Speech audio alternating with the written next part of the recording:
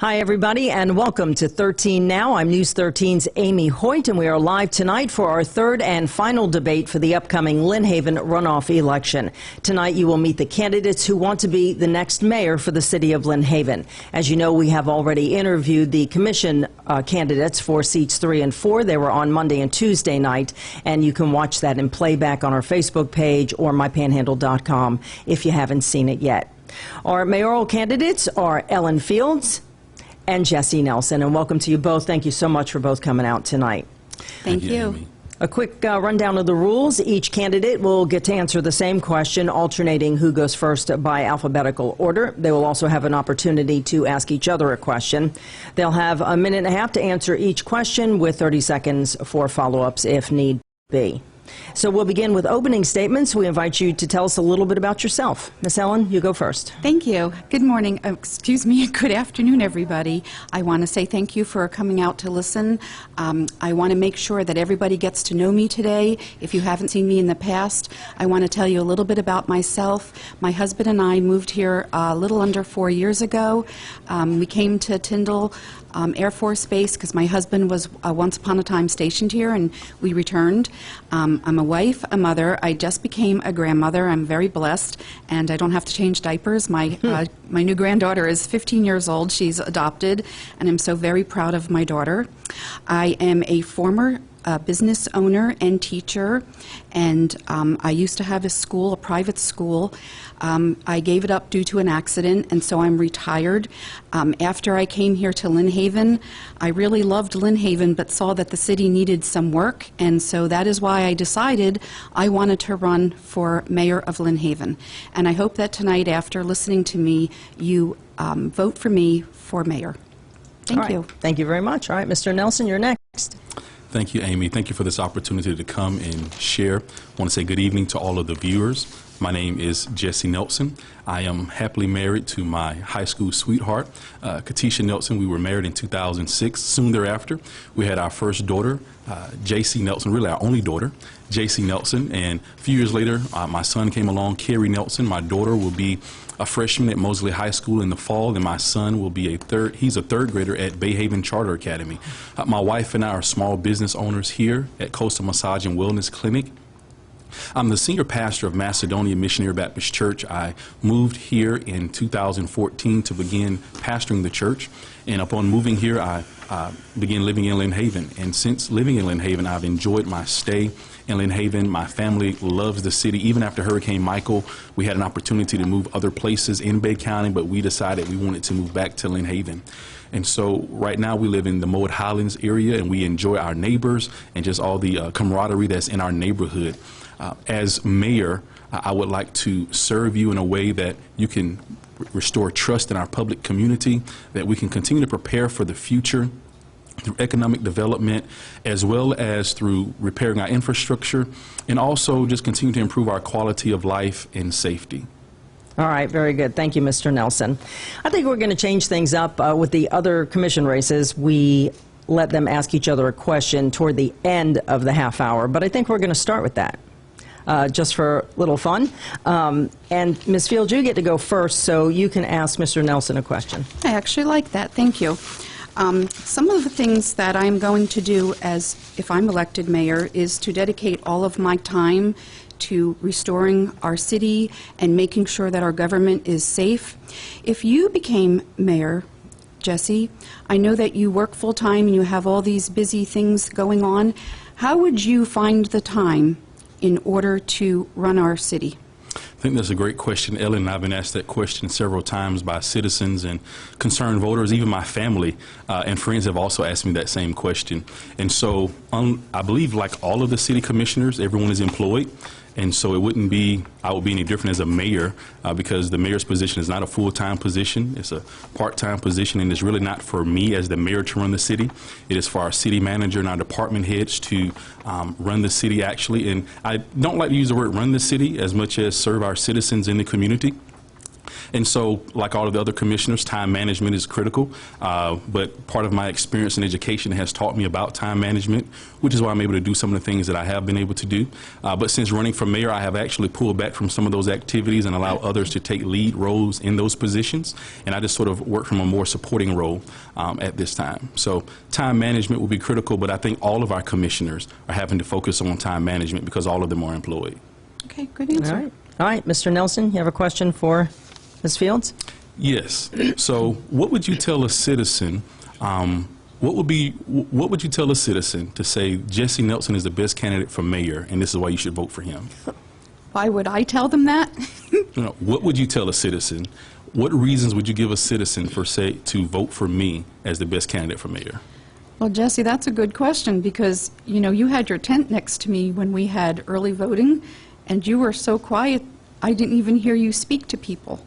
And I'm going to be very honest that they would ask you a question, and you basically asked a question back to them, so I never really got to see what your agenda was. And honestly, sometimes I would actually like to know what it is about you, Jesse. And if I had to say you had a good quality, you're very soft-spoken. I do like that about you, but I really don't know anything else about you other than what I've read on your Facebook page, and you know, I haven't gotten any feedback from anybody else. So I consider that 30 seconds. Okay, 30 seconds response. I guess not getting to know anything about me, I guess a little disturbed by that, because from my understanding, you do ask a lot of questions about me. For example, where did I get my doctorate degree and other things? So you do ask quite a few questions about me, so you would know more about me. And our tents were beside one another, but you really didn't take the time to speak to me. Like, you would walk past my tent and go to Judy Tender's tent and maybe wouldn't speak or, that's not true, or anything Jesse, like that. because So I give you 30 seconds, sorry. then we're going to move on. Go ahead. But Jesse, I do try to talk to you, and you know, even I see you in the store, I have to say hi to you first, and then you move on. You're the one who seems a little elusive to me, and I'm not going to argue with you. I talk to everybody. I Right. don't think that the problem is really with me, and I do ask questions about you, just like I'm sure that you have asked questions about me and dug up things in my past, which we'll get to later, just like I have done to you. I know about your past too, Jesse. Okay. It's not that I don't All want right. to get to know you. I need to get to know All right, you now, and I time's don't up. know you. All right. Good job. Now it's my turn. Okay, you ready? With an ongoing FBI investigation into corruption in Lynn Haven, all eyes will be on whoever wins this election. Residents have been let down by those they trusted to run the city. In the last couple of years, there have been charges that have run the gamut of fraud, money laundering, getting kickbacks from local developers, stealing millions of dollars from city coffers and taxpayers following Hurricane Michael. Do you know, and Ms. Fields, you go first, alphabetical, do you know, are you related to, or friends with any developers, contractors, or companies that might do business with the city? I am not friends, nor do I do business with any of the contractors. All right. So you feel like you have no conflict? No conflict whatsoever. Matter of fact, I think that's one of my great advantages because I moved here and I don't know a lot of people. I've been here long enough to get to know about the city, about the people, but I have not become friends with any contractors. All right. Mr. Nelson, do you know anybody that could cause a conflict of interest for you if you're elected? No, Amy, I don't know of anyone that will cause a conflict of interest for me if elected as mayor. All right. So you're not friends with developers or contractors or anybody? As a pastor, I do have relationships with developers, Right. contractors. I mean, we did repair our building after the hurricane. Right, but that's inside Panama City. Correct. Okay, so none that are in Lynn Haven specifically? No. Okay. All right, this is your first foray into politics. You'll go first. Why would you put yourself out there for all the scrutiny and ridicule that comes with an elected position? Well, as a pastor, I'm a community servant, community leader, and I wanted to extend that same service and leadership that I provided in Panama City to Lynn Haven, seeing that we needed someone to step into the position that had leadership characteristics, leadership qualities, strong ethics, as well as someone who could organize, manage, listen well to others, network with other municipalities and work together. I thought that I would be a good candidate to serve as mayor for Lynn Haven. Could I just make a correction here? Didn't you, Jesse, run in 2011 in Dothan, Alabama for 7th District, the Democratic Party? No, I did not. All right, answer the question. Why are you putting yourself out there for all this? When I moved here, the city was so pristine and sweet after the hurricane. I started to see the problems and people getting into trouble, getting arrested. That didn't sit very well with me. I always like to find a solution to a problem, and with my administrative skills and my leadership skills, when the position for mayor came open, I took a really big leap. I decided that I was going to run for mayor because I really do think that I can clean up this city. I think that I can dig in and fix our budget. I can do the transparency, truth, the trust. But I do think that I can make this a better city where the government listens to the people, not the contractors. And that's my goal. All right, you mentioned transparency. We talked with the City Commission candidates about transparency. It's a big word. It's very important, but it's often thrown around just quite casually. Tell us what you will do if elected to make sure residents can hold you accountable for your actions and words. Ms. Fields, you go first. Okay, you know, I'm going to do something a little different tonight. Jesse, you said I looked into you. Okay, let's stop right there. No, I need you to answer the question. I am. It's about transparency. Okay. This has to do about transparency, and so this is nothing, and I don't think that you did this. However, in my neighborhood today, there was something that passed around that had something about my past, and I'm not perfect. So I'm going to use this opportunity to show people that I am transparent by telling them today, and you too, Jesse, because I would like to be your friend. Whichever one of us becomes the mayor. You're still not answering the question. I am about to. I'm about to. So transparency has to do with being honest and telling the truth. When we all tried to run for mayor, it didn't say, what's the worst thing that you ever done? And so we all have blemishes, I guess, in our past. And I guess what happened, I had a medical problem that somebody posted this, and Jesse, I know that you didn't do it, but No. I know you didn't. And that's where I'm trying to be transparent. What is this? This is, I had a medical emergency where... Recently? It was What are we talking about 4 years ago. You weren't in and Panama City. I wasn't in Panama City. You were in Spokane, Washington. I was in Spokane, and so somebody decided to pass this around today to try to say, don't vote for me.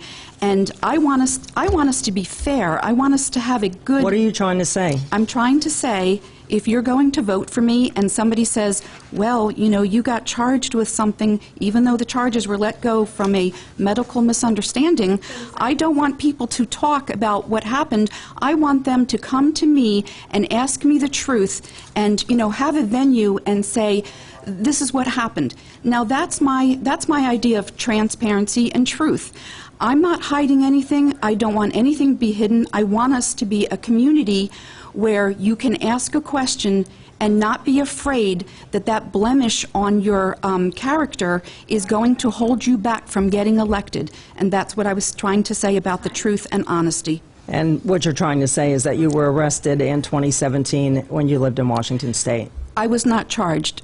Yes, I was You were arrested. arrested. And yes, and I brought the paperwork, and 4 days later they dismissed it. It was a domestic. It was, yes, I had a medical emergency, and I called the police, and my husband didn't understand that I was having a medical emergency. The police misunderstood. It was a gross misunderstanding. Charges were dropped. It was dismissed. No charges against me, but yet somehow somebody thought it was important today to bring it up. Well, if I'm going to be your mayor, I'm not going to have any secrets. That's transparency. Is there anything else? Have you ever been arrested before for anything else? Never. All right, Mr. Nelson, same question. Let's talk about transparency, and I have to ask, have you ever been arrested? No, Amy, I have not been arrested for All anything. right. What does transparency mean to you then? For me, what transparency means is opening our lines of communication with our citizens in the community. I plan on being transparent as mayor by having a quarterly Meet the Mayor, where it's an open town hall, open forum, so individuals can come, share their concerns, provide their suggestions, give their input on how we can continually improve our city. I think transparency is also providing information for citizens on our website about various things they have questions about. I think some of the reluctancy to trust local city government is maybe because we're just not communicating as well as we need to at the moment. So for me, transparency is just opening our lines of communication so that people can have a better understanding of what we're trying to do. All right. Next question is about current events, you might say. And you know what this is, I'm sure. Mill Bayou residents recently asking the commission to put a future housing development on hold in their area because it's already congested and there's only one way in and out of the neighborhoods, which goes right past North Bay Haven Charter Academy. It's very crowded. The traffic is terrible in the morning and the afternoon. The city passed that request in spite of all the concerns. So if you were on board on the commission when they voted on this, would you have voted yes or no, and why? You go first. Amy, if I was on the board whenever this came about, I would have probably abstained from voting because I'm empathetic and sympathetic with both sides of the issue. My daughter at once attended North Bay Haven. My son attends Bay Haven now, so I can definitely understand the traffic issues that they're referring to in the early morning hours and in the afternoon hours. However, the developer met all the requirements from Lynn Haven in order to move forward with this development. So I really think the issue is that we should look back at our policies, our procedures, as to what's required of our developers in those type of developments to see if we need to scrutinize that a little more, improve on that. So I probably would have abstained from voting because it's just really a tough issue.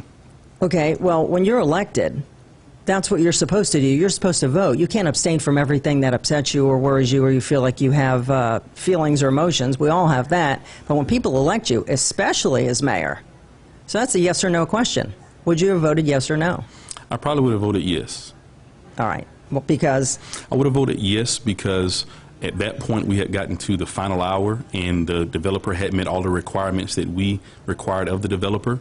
And so to go back and tell the developer, no, we can't do this after you've met all of the standards that the city required of you, I think is really misleading on our part as the city. Again, I'm very sympathetic with the homeowners. I'm a homeowner as well, and I don't actually like the traffic that's about to start coming through Moed Highlands. However, the developer has met all those requirements, and so I think it's unfair to the developer for us to go back and change things at the last minute. I think moving forward, let's try to work with that developer on making whatever adjustments we can to accommodate the residents of the Mill Bayou area, and then just learn from this lesson moving forward that we need to scrutinize a little more what we're doing as we're making new developments in our city. All right. Ms. Fields, how about you? How do you feel about that Mill Bayou? I would have voted no. Okay. I would have voted no. I heard the people talk. I listened to them, and they had some really, really good arguments. I felt that the commission, with the exception of one, did not listen to the people. They didn't hear their needs. I think there could have been some kind of compromise, and they worked it out and said, let's, table it again and see if we can't come up with a solution. Now, while that last meeting came about, I did look up in the book, because I think you asked somebody, could anything have been done? And actually, there's something that still can be done. Even though they voted yes. Tell them what the book is you're holding. I'm about to show everybody. This is Robert's Rules. Oh, there you go. The camera's right here. Oops, sorry. Okay. Robert's Rules of Clock's Order. ticking. Go. Okay, and then on page 43 and 44, you can actually go back to a meeting and you can actually rescind the motion. And so, again, this is in this book, page 43 and 44, and then off the internet, you can also read the article where you can go back and they can make a decision to rescind and change their minds and make alterations to that agreement. And I think that's what they should do. All right. Mr. Nelson, you're next to go first. Have you ever been to a city commission meeting? Yes, obviously. And how long? But how long have you been attending? I've been attending the city commission meetings for almost 2 years now. Okay. Why did you start going? I started going because after the hurricane situation happened with corruption in the city, wanted to get a better understanding of what was actually happening in my city. And then also there was some development happening in our Moed Highlands area, and so I wanted to get an understanding of what was actually happening with that development. And so I started attending those meetings, especially the 9 a.m. meetings. I would attend the 5 p.m. meetings or 6 p.m. meetings as often as I could, and I was very impressed about the information I was able to attain by attending the meetings, and so I would just like to go and sit in and just learn more about what our city was doing. Do you like the times of the meetings, 9 and 5? They're every other week, right? Every 2 weeks? Right. They're every other week, 9 and 4. 9 and 4. Or is it 4 is the workshop? No? No, 4 is the new meeting time for right now. The new meeting time. It used to be 5. It used to be 5. Thank you. I knew I heard it somewhere. But do you like those times? Sometimes people are like, well, we can't go at certain times, and they did change them at one point. I'm okay with the meeting times. I do know there's a big disgruntlement among our citizens, or among certain groups within our citizens, that don't like the meeting times. So I'm open for us reconsidering what times our citizens can better accommodate them as far as coming to the meetings. And I would just encourage them to please come out to the meetings so you can express your opinion, voice your thoughts on what we're doing in our city. All right, very good. All right, Ms. Fields, same question. Do you attend commission meetings? I do attend the meetings. I have been attending them in person for the last 5 months. Prior to that, I would watch online during COVID.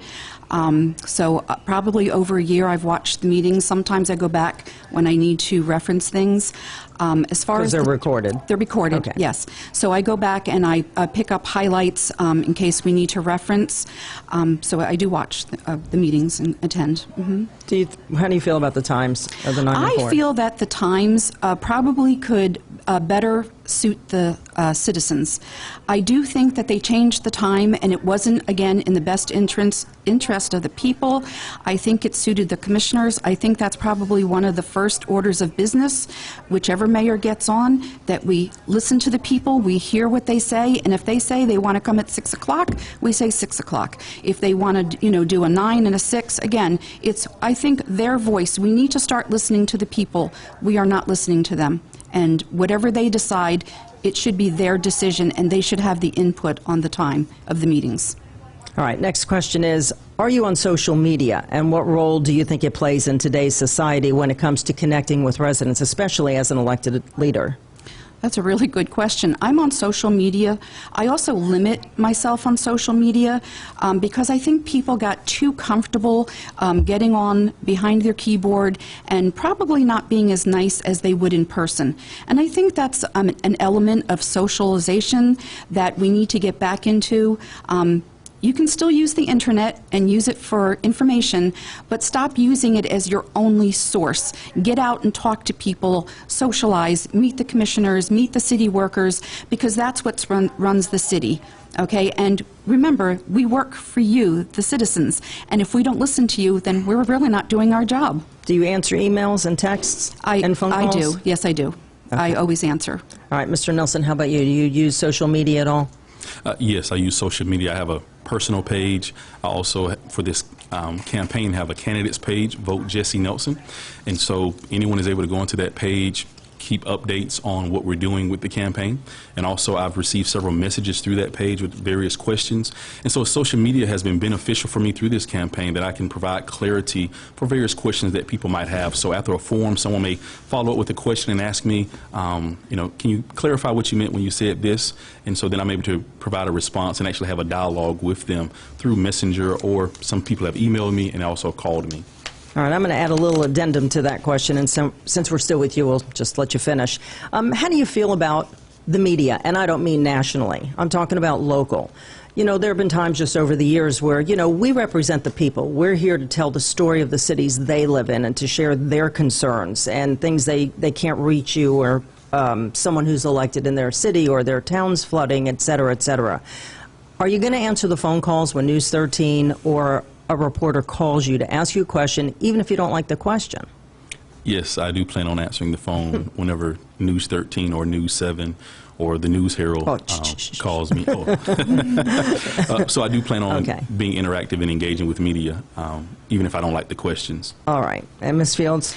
I absolutely believe that the media is so important to us, and if you don't call me, I will be calling you. I think our relationship should be a very solid one, and it should be a friendship, because if we have something we need to get out to the people, I need to rely on you, and vice versa. If you need to ask us a question, what happened, what's going on, you need to come to us, and we need to be ready and able to answer whatever questions you have, and I promise that I will be there for you.